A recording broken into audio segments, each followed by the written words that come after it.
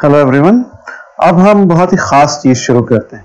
असल में इससे पहले जो भी हो रहा था वो सारे के सारे इन क्वेश्चंस के बीच के हिस्से टुकड़े थे। मेन क्वेश्चन अब शुरू होगा। मुझे बोर्ड पे कराने में भी बड़ा मजा आता था। मेरा बड़ा फेवरेट टॉपिक है ये सारा का सारा। मेरी किताब भी है कैलकुलस पे लिखी हुई, उसमें 2 राइटर या 3 ने मिलकर लिखी थी। तो मेरा जो काम था वो सब इसी चैप्टर पे था, असल में इन्हीं न्यूमेरिकल्स के ऊपर उस किताब में। तो खैर चलिए छोड़िए। अब देखिए integration round the unit circle. Unit circle के राउंड जो है आपको इंटीग्रेट करना है। यहाँ पे जो इंटीग्रेशन होंगे वो इस टाइप का क्वेश्चन होगा। 0 से 2 पाई लिमिट होगी या पाई लिमिट होगी और उसमें साइन थीटा और एफ थीटा का फंक्शन होगा। सॉल्व करने के लिए हमेशा z बराबर e की पावर i थीटा लेंगे। ठीक, साइन थीटा ये आपको फॉर्मूला आता ही है, यहाँ पे z और ये z इनवर्स हो जाएगा और cos इतना। सो गिवन इंटीग्रेशन जो है वो ऐसे बन जाएगा, ये फाई नहीं ये f होगा, फंक्शन ऑफ z बन जाएगा। चलिए कुछ भी लिख दीजिए, फंक्शन लिख दें, फाई लिख दें। अब देखिए सवाल तो यहां से शुरू होता है। क्वेश्चन आप देखेंगे एग्जाम में, असल में 4 मेथड आप सीखेंगे, उसमें से पहला मेथड ये है। आपने एक क्वेश्चन देखा 0 से 2 pi d theta over 1 plus a cos theta. अब आपने कहा यार ये बिल्कुल परफेक्ट है, 0 से 2 पाई भी है और अंदर साइन थीटा cos थीटा का फंक्शन है, साइन ना सही cos तो है। अब आप इसको i मान लीजिए, आपने मान लिया। c यहाँ पे कहिए कि यूनिट सर्किल होगा। अभी कैसे होगा, मॉड z बराबर 1 और z बराबर e की पावर i थीटा सब्स्टिट्यूट कर देते हैं। असल में ये इंटीग्रेशन यहाँ जो इन्होंने c बनाया है, जब dz में आ गया तो c और c यूनिट सर्किल माना है, मॉड z बराबर 1। अब जब इसको मैं कहूं any point on the circle, क्या लिखेंगे, z is equal to e की पावर i थीटा, इस पे मॉड ले लेंगे तो ये आपका दोबारा मॉड z बराबर 1 आ जाएगा और मॉड हटा देंगे तो z बराबर e की पावर i थीटा। मैथमेटिकली ऐसे कहिए, लेकिन थ्योरेटिकली कोई भी पॉइंट सर्किल के ऊपर मॉड z बराबर 1 पे क्या होगा, z is equal to e की पावर i थीटा। खैर आपका ये लेट सी भी यूनिट सर्किल, इस कारण क्योंकि आपको ये मानना ही है मॉड z बराबर 1 तो z बराबर e की पावर i थीटा, वही सब मानना है तो पहले लिख दिया। dz निकाल लीजिए, इससे आप d थीटा की वैल्यू निकालिए क्योंकि यहाँ सब्स्टिट्यूट करनी है, और e की पावर i थीटा को z। सबसे पहले cos थीटा लिखिए, यह है, और इन सारी वैल्यूज को यहां सब्स्टिट्यूट कर दीजिए। d थीटा की जगह पे dz अपॉन iz। i कहां है भाई,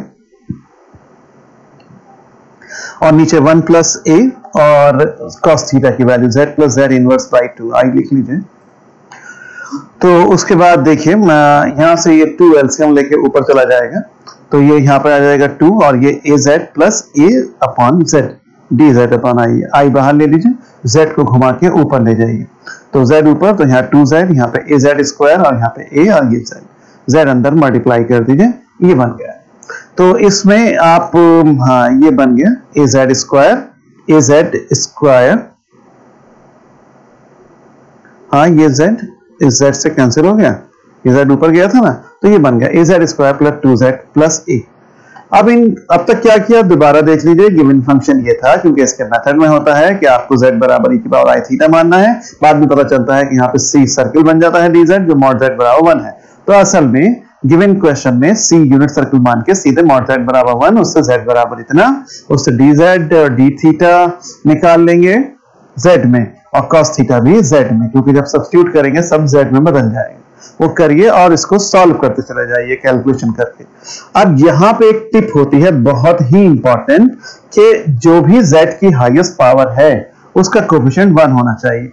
अगर a वे दिया हुआ है या कुछ भी होता, 2 होता, 5 होता, 50 होता, मैं उसको कॉमन ले लेता और कॉमन लेने के बाद जो भी बचा वो उसके बाद ये फंक्शन z कहलाएगा। ये फंक्शन z की वैल्यू होगी a कॉमन लेने के बाद। इसे याद रखिएगा, जो भूल गया उसका सवाल क्या है। अब उसके बाद सब आसान है, फंक्शन z। अब तो ये इंटीग्रेशन सॉल्व भी तो करना है, ये तो हम तैयारी पहले करके आए हैं। कैसे सॉल्व करते हैं, इसके पोल्स निकाल लेंगे। पोल्स कैसे निकालते हैं, इसको आप 0 कर दीजिए। 0 करने पर आपने इसका एलसीएम लिया, वो सॉरी 0 करा और श्रीधराचार्य साहब के फॉर्मूले से -b plus -b square minus 4ac upon 2a का फॉर्मूला लगा के हम यहां तक आ गए। और ये जो लास्ट लाइन है मैं बोले देता हूं, -1 plus minus under root 1 minus a square upon a आ जाएगी।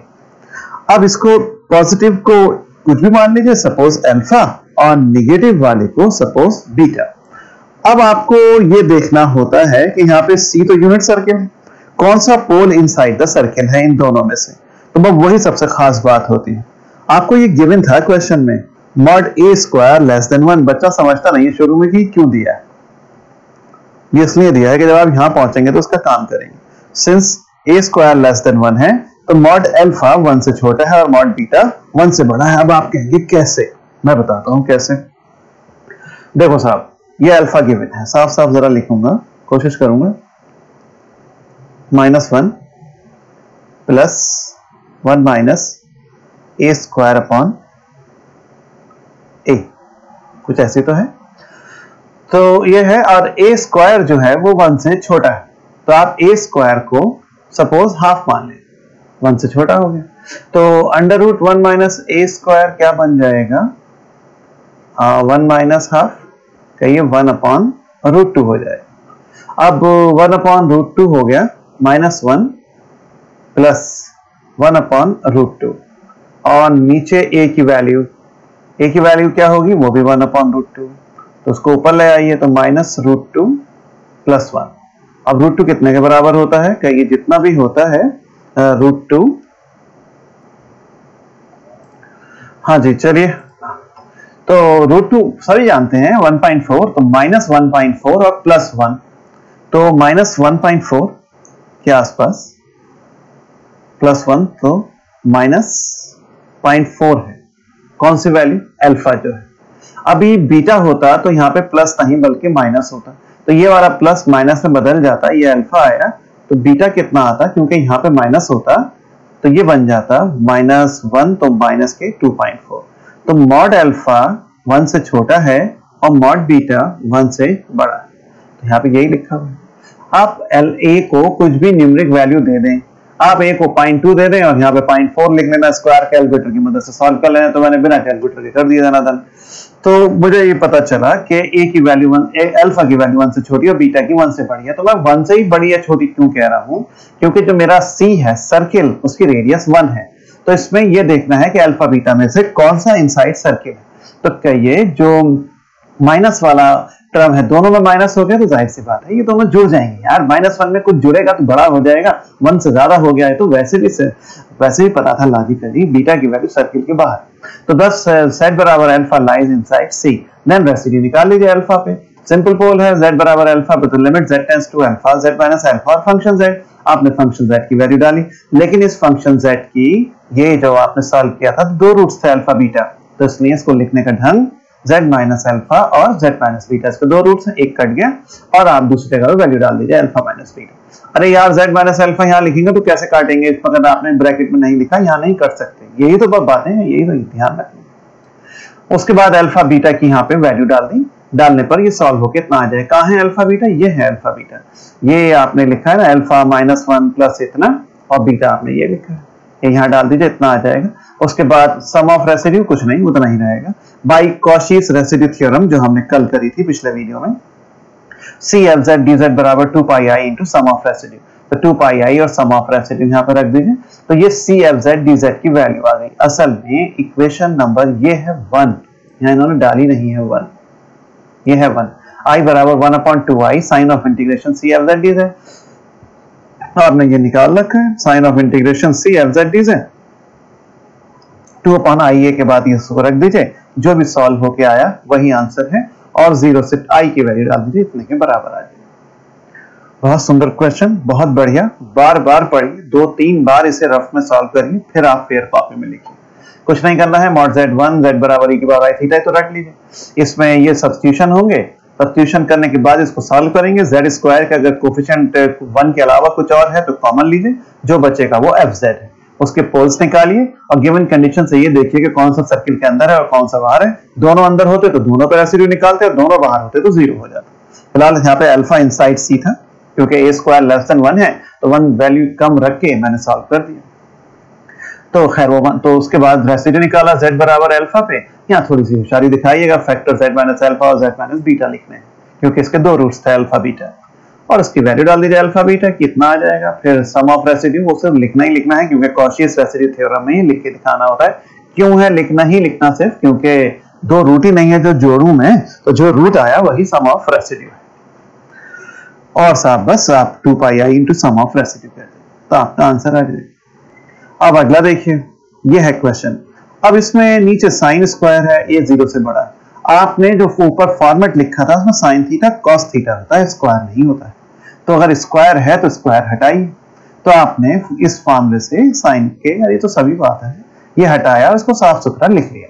लिखने के बाद इसमें एक और प्रॉब्लम है, इसमें 2 थीटा आ गया, वहां तो सिर्फ कॉस थीटा था, तो 2 थीटा को t मान लीजिए। तो 2 d थीटा dt लिमिट से बदल जाएंगी, तो लिमिट जो 0 से पाई चल रही थी वो अपने आप अब करेक्ट होकर 0 से 2 पाई आ, क्योंकि आपका तो फॉर्मूला लगेगा तो 0 से 2 पाई में ही, और अंदर साइन और कॉस होना चाहिए। तो अब बस वो लगाया, सबकी सारी डी थीटा पी थीटा की वैल्यू डालिए, यहां तक हम आ गए। ये आने के बाद अब क्वेश्चन सॉल्व होगा।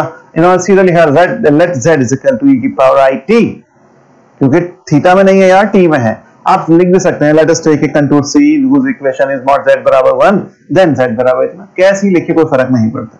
dt निकाल लीजिए, वही आएगा i upon dz upon iz, और cos की वैल्यू भी वही यहां पे सब्स्टिट्यूट करिए, एलसीएम लीजिए। एलसीएम लेने के बाद z स्क्वायर का कोफिशिएंट यहां पे कुछ नहीं था, -1 है, माइनस कॉमन ले लीजिए, इतने के बराबर आ जाएगा। यही आपका fz है और यही आपकी equation number 1।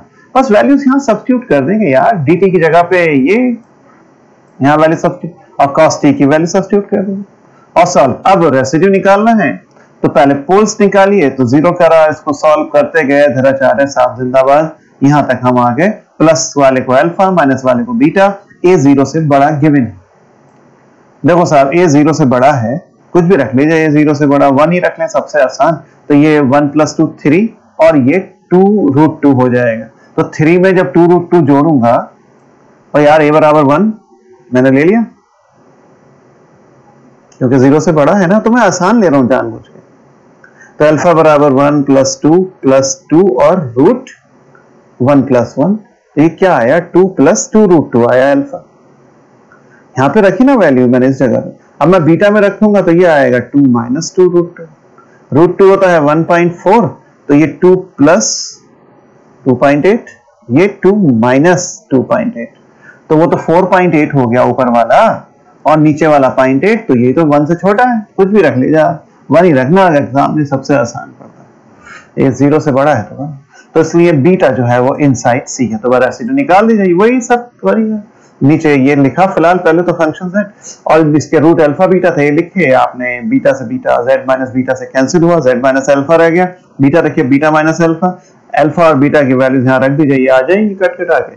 So by Cauchy's residue theorem CFZ dz 2 pi i sum of residue, यही जो चीज आई है यही सम ऑफ रेसिड्यू है। बस इसको पकड़िए और इक्वेशन नंबर 1 में सब्स्टिट्यूट कर दीजिए, ये आपका आंसर आ जाएगा। ये होमवर्क था बच्चों को, या आपका भी होमवर्क रहेगा, इसे करिए। साइन स्क्वायर को इन्होंने कर दिया है, देखिए अच्छा बच्चा है, ये करा 2 थीटा को वही t माना, करते चले गए करते चले गए करते चले गए, खुद ही करना होता है जी, ये आप यहां से मत देखिएगा, ये तो मैं इसलिए ले आया कि आप आंसर देख लें। एक और है ये, अब जैसा भी है खैर आप खुद करिएगा। अब हम ये वीडियो इतना ही रखिए, आप उस होमवर्क पे रुक जाएंगे। हाँ ठीक है, काफी हो गया, आप इस होमवर्क को करिए और यहाँ तक 2-2 बार करना, इन जो मैंने सवाल आपको समझा दिए हैं। ओके।